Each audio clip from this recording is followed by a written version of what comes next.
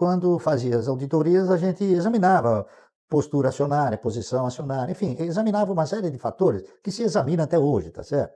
Então eu fui sendo gradualmente seduzido por exercitar a postura do parceiro, tá entendendo? Essa foi uma sedução que me encantou num primeiro momento. E eu fui gradualmente, né, sistematicamente, fui me aprofundando nessa atividade, nessa postura. E até que um belo dia eu interpretei o seguinte, que dificilmente um país que não tenha um patrocinador, ele teria condições, nos moldes do nosso INSS, de produzir uma sustentação num programa de aposentadoria. Naquela ocasião, existiam algumas empresas que eram empresas de previdência privada. Então, acho que eu me lembro, era a GBOX, que era a grupo executiva dos oficiais do Exército, né? Que foi criada exatamente na época que veio aqui o militarismo. Havia o Montepio da família militar, que era de uma respeitabilidade muito grande.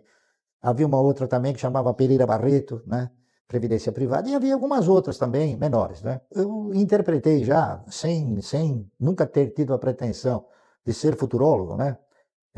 E nem de sábio, eu interpretei o seguinte: se você tem uma estrutura previdenciária que você não tem a posição de sustentação, de sustentabilidade, dificilmente essa postura ela permanece.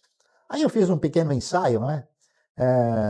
De 10 funcionários, não é isso?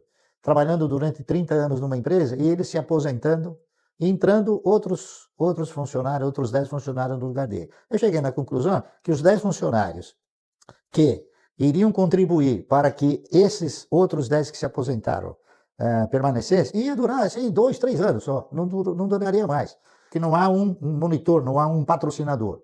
Então, eu cheguei na conclusão que se não tiver um patrocinador, dificilmente a estrutura previdenciária no país ela prospera.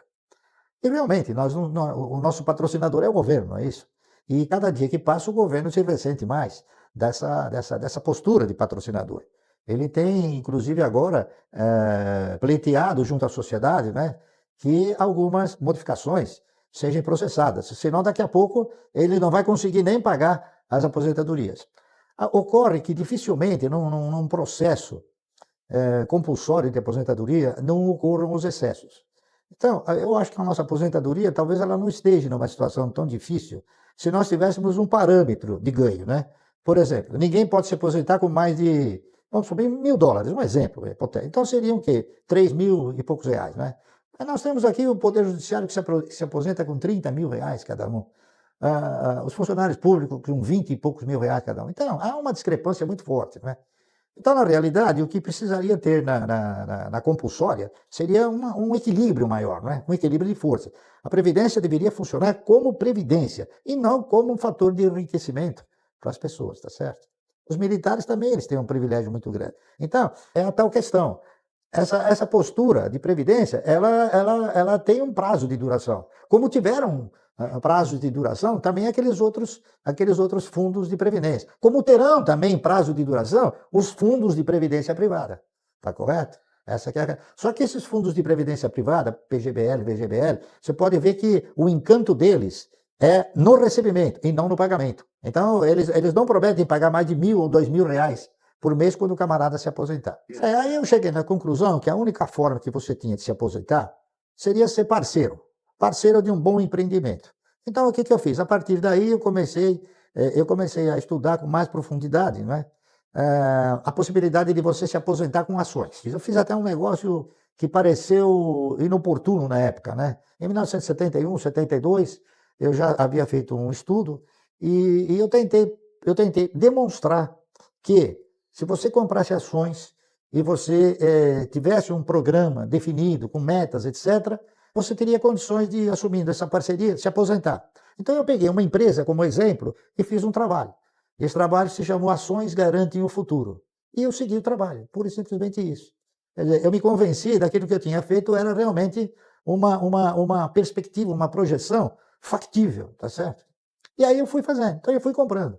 Eu fui comprando ações, e na razão direta que as ações deixavam de ter a sua função, que era de ter o quê? De ter um dividendo mais inteligente, ou um dividendo que pudesse me proporcionar uma renda mensal, assim, eu diria, confortável, né? Eu fui trocando, então, até que o primeiro movimento que nós fizemos foi comprar ações de uma empresa chamada Centrais Elétricas de São Paulo. Ela se chamava Centrais Elétricas de São Paulo, CESP. Aí, quando ela mudou para a Companhia Energética de São Paulo, que o Paulo Maluf criou a Paulo e Petro, e foi obrigado a mudar o nome da CESP, porque a CESP era só energia proveniente de hidroenergia, né? E aí ele ia explorar outra operação, que seria a exploração de petróleo, né? Aí foi quando a CESP deu um pulo, que eu imaginei que aquilo lá era uma coisa, era uma fantasia, tá entendendo?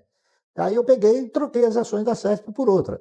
Na época eu troquei por ações de um banco de investimentos chamado BRI, Banco Real de Investimentos, que era o que sucedia a CESP em termos de dividendos. Então eu fui comprando o BRI, com o dividendo que eu fui recebendo do BRI, aí eu fui comprando também bancos, fui comprando ações de bancos, né? Bancos que pagavam ótimos dividendos. Então eu comprava ações, e todos eles muito abaixo do seu valor de patrimônio, inclusive bancos que pagavam dividendo mínimo prioritário e obrigatório, que era o caso do Banco Bandeirantes, não é isso? Aí eu comecei a comprar ações do Banco Bandeirantes, comecei a comprar ações do Banco Noroeste, e fui comprando, e o patrimônio foi crescendo. No meio disso, tiveram algumas investidas, né, que acabaram produzindo capital que foi aumentando essa posição acionária, né? É isso aí, então tudo começou assim. Eu não nasci com isso, tá certo? Eu acho que a pessoa ela tem que assumir essa postura. E quando eu recomendo a pessoa fazer uma carteira de previdência, a primeira coisa que eu digo para a pessoa é o seguinte: você tem que incorporar o espírito do investimento e o sentido da parceria, tá entendendo? Você tem que sentimentalizar que você não está comprando ações pelo simples fato de comprar. Você está comprando ações de um projeto que possa ser bem sucedido. Está correto? Então, na verdade, o que eu faço é isso. E eu passei a fazer isso. Eu passei a examinar projetos, principalmente de empresas que tivessem duas características, né? Que o setor fosse um setor perene e que ele produzisse sustentabilidade. Quando você define o que você vai fazer, e na minha opinião, todos deveriam definir isso, né? Que não adianta você comprar ações de uma construtora, que não tem essa perenidade, nem tem essa sustentabilidade, e outras empresas também. Então, você vai onde tem o quê? A perenidade, a perspectiva da perenidade e a sustentabilidade. Então, as ações que eu tenho são ações que possuem essa característica, simplesmente isso.